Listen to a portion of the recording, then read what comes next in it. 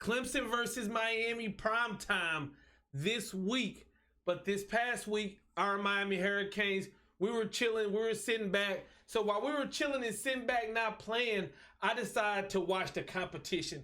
I decided to tune in to Clemson versus Virginia, and I got some thoughts on that game, some takeaways from that game, and I'm going to compare it to and talk about the upcoming game of Miami versus Clemson. You watching NMD TV Canes. Let's get it. A special salute for the truth, Sean Taylor. See, everywhere I go, you know I rep that you. Orange and green from head to toe, that's you. What's up, guys? Welcome to NMD TV Canes all day. If you're rocking with the you, then you know what to do. Hit that like and subscribe button so you never miss out on a video. And last night I watched Clemson versus Virginia, and I wanted to watch this game and just go into it and scout this team and see what I think about this team. Now, let me tell you what I've been hearing and what I've been, the stuff that goes around. The things that people are saying is Miami has no chance this year. Miami cannot beat Clemson. And then I'll say, why? And they'll say, because of the last two meetings. And in my mind, I'm thinking, well, I understand how the past can tell you a little bit about the future, but when you look at this Miami Hurricane and you look at this Clemson team, they're two different teams. They're two different personnel. There's new coaching. Hell, even the whole college football season is changed. So then I'll say, what makes Clemson so good? People say, well, it's Clemson. And I'm saying, damn, if all anybody is going to tell me is the reason Miami will not defeat Clemson is because Clemson is Clemson and because of what happened 2 damn years ago, well, then I'll tune in and I'll watch Clemson and I'll come up with my own thoughts and talk about it, okay? Now, I've watched Clemson before. I already know a lot about Clemson, but I wanted to go into this game and just watch two teams play football and see what I watched on the screen. So some of the things that I'm going to say are things that you may know or you may have seen, and some things you may agree with and you may not agree with, but let's go right into them. 5 takeaways from Clemson versus Virginia. The first thing is this game was close. This was a game. I thought Clemson was going to walk on the field and just annihilate this team because people told me that Clemson was Clemson, and according to a lot of people, even Miami Hurricanes fans, Clemson cannot be beaten. But what I saw was a game that came down to turnovers. This game came down to turnovers. When Clemson got the ball, they were able to go up and down the field. When Virginia got the ball, they were able to go up and down the field. The difference was Clemson created 2 turnovers. One turnover was off of a horrible pass in the middle of the field. And then the second turnover was when Virginia had driven all the way down, and Booth, the cornerback, makes an amazing play at the goal line and picks off the pass. And I think that's important. Virginia, I mean, they were in the game. They were in the game. And when I look at the talent that Virginia has, they don't have a lot of playmakers like Miami does. So I thought it was interesting that Virginia had over 400 yards of offense. They were able to go up and down the field at will. But the game came down to turnovers, and you got to credit Clemson for creating those turnovers. And I know what people are going to say, oh, it was just Virginia. Clemson didn't play hard. Anyway, Clemson defense struggled against a mobile quarterback. I mean, there was times where the announcers would say, oh, they're going to run with the quarterback. And the quarterback, Brennan, who this is his first year starting, would be able to run on Clemson's defense. I don't know if they didn't have their keys. I saw a lot of missed tackles. Brennan ended up having 89 yards rushing. The thing was, he had 2 of those 2 interceptions, which ended up crippling them. But when they needed a first down, they went to Brennan, and Brennan delivered. I think they were 4 or 5 on 4th down. They were able to move the ball and convert, and most of it was because of Brennan's leg. And he didn't look as athletic and fast and quick as De'Aaron King. You got to think, I'm watching this game, and I'm saying, if this quarterback is able to break this tackle, is get the edge on this player, will De'Aaron King be able to? That's just my train of thought. Takeaway number 3. Cornerbacks are nice. Those cornerbacks are nice. Miami's still looking for who's going to break out at that wide receiver position. But when I look at DK, who coming into the year was highly talented, I think he was a preseason All-American, I'm pretty sure. And then we saw Booth go up there like Odell Beckham Jr. One hand, give me that.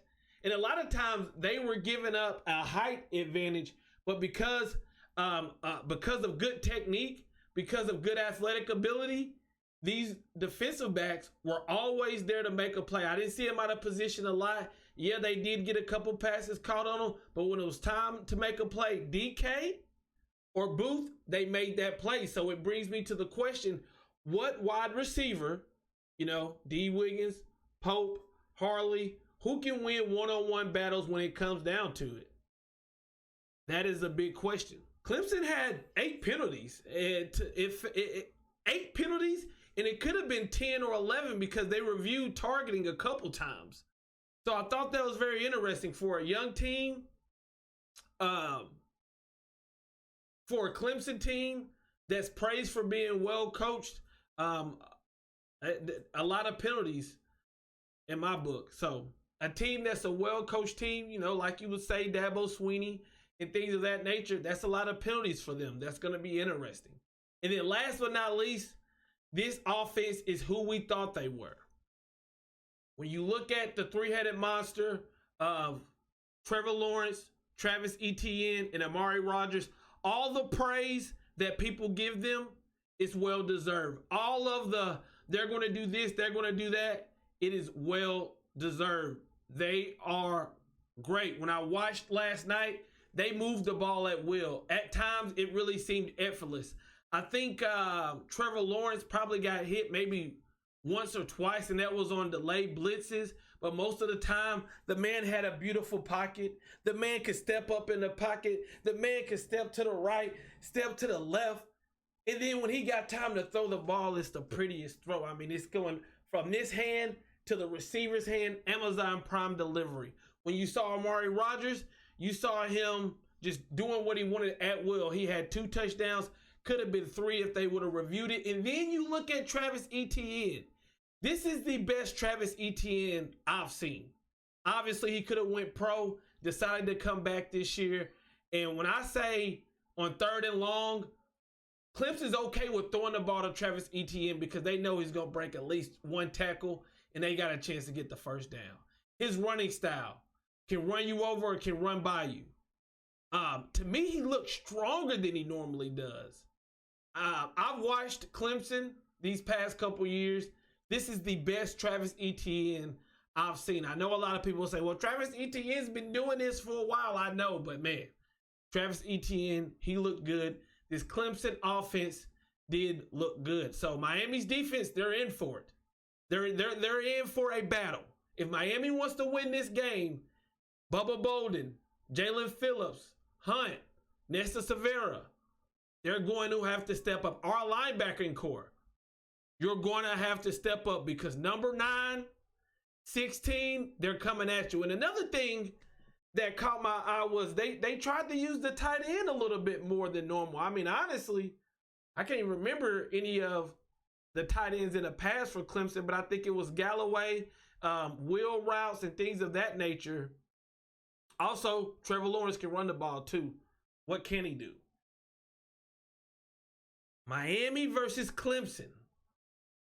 Listen, I understand anybody who says, I think Clemson is going to beat Miami, I'm not going to say you're an idiot. I'm not going to cuss you out. But what I would like for you to do is tell me why. Please do not say because of last 2 years. Please do not say because Clemson is Clemson. I keep hearing and seeing this generic shit on social media, on Twitter, talking about, because they're a good football. Okay, but why? Tell me why. Because this offense, to me, looked amazing. This defense did not look like the same defense that I've seen in the past. And then I start to think, Yeah, they did lose an amazing player in Isaiah Simmons, who was a Mr. Do It All for Clemson. And when I looked at their safety play, to me, it looked like they were really missing that one player in the middle of the defense that can do great things. I thought that 47 is going to knock you out, the linebacker 47, but sideline to sideline and tackling, I really wasn't impressed. So I want to know what y'all think in the comments about this video and about the matchup. I got a lot planned for Clemson versus Miami leading up to it. I'll give my final prediction, of course, sometime this week. But I want people to realize, and I want to tell people, stop saying Clemson's going to beat Miami because of what happened 2 years ago, okay? Because shit is way different. If you want to say Clemson's going to beat Miami because they got Trevor Lawrence and Travis Etienne, and you think Miami's not going to be able to throw the ball vertically, oh, okay, I understand that. Okay, I can talk to you then. But if you come into the comments with generic things like, they're such a well-coached team. Clemson, they're battle-tested. Well, they play Virginia, but they're going to be really hyped to play us. So we better have we got to play above our talent level, man. I don't want to hear it. Hey, it's all about the you. Check out my Twitch. Like and subscribe if you enjoyed the content. I'm out. Peace.